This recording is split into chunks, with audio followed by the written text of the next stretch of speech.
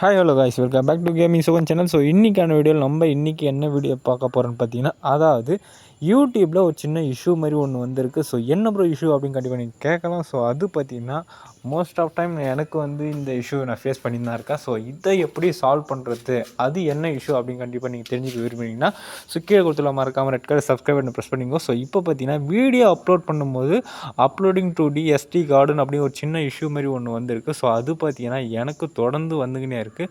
அதை நம்ம எப்படி ஈஸியாகவே சால்வ் பண்ணுறதுன்றதை பற்றி நம்ம இந்த வீடியோவில் ஃபுல்லாகவே பார்க்க போகிறோம். ஸோ வீடியோவை ஸ்கிப் பண்ணாமல் பாருங்கள்.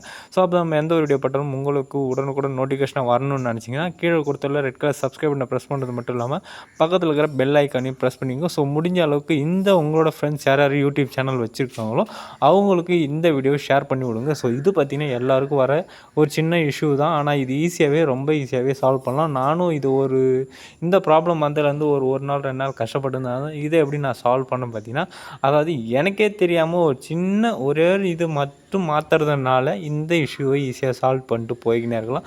ஸோ நானும் முடிஞ்ச அளவுக்கு சர்ச் பண்ணி யூடியூப்பில் எப்படி இந்த பிரச்சனையை சால்வ் பண்ணுறது அப்படின்னு தேடி தேடி பார்த்தேன். ஆனால் இதுக்கான ஒரு சொல்யூஷன் எனக்கு கிடைக்கவே இல்லை.